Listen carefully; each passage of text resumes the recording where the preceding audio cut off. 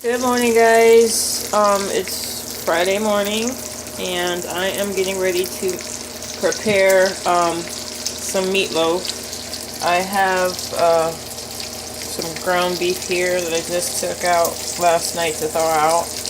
I'm going to be using Italian seasoning, paprika, garlic powder, basil,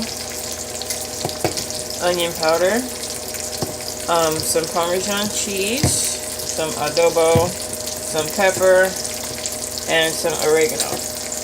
So I'm going to probably roughly add about a teaspoon or a half a tablespoon of each of the spices. I'm going to add an egg. I'm going to bind this all together, and I'm going to put it in the oven to bake off, so when I get home from work I don't have to worry about cooking it then, since I get off so late. So let me go ahead and start getting my spices measured out, and I'll be right back.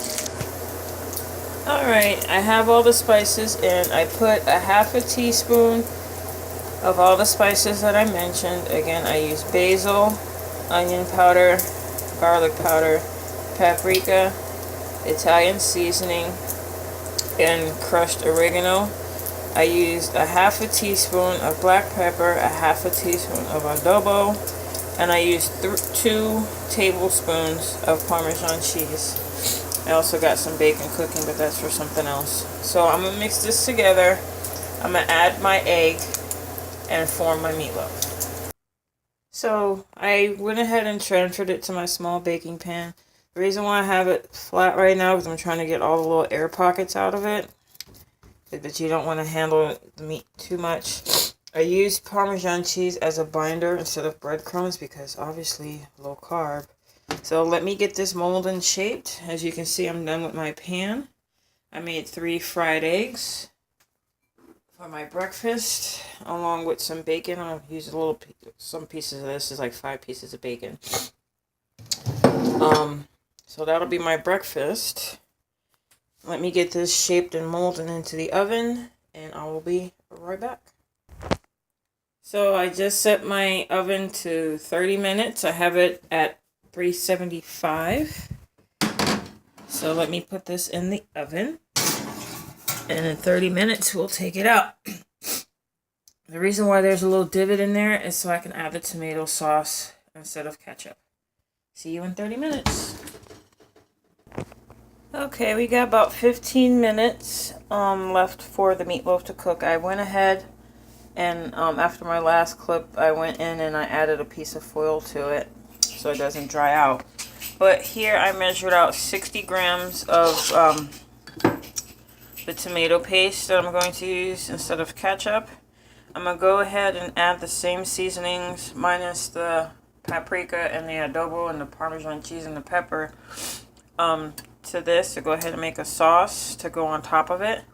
So I'll probably add a half a teaspoon or a little sprinkle of each one of these. I have Italian seasoning, crushed oregano, onion powder, basil, and garlic powder. So I'm just going to add a sprinkle.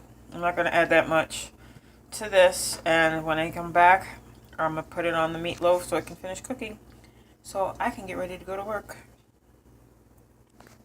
So I went ahead and I add like 2 shakes of each of the herbs that I used and a tablespoon of water.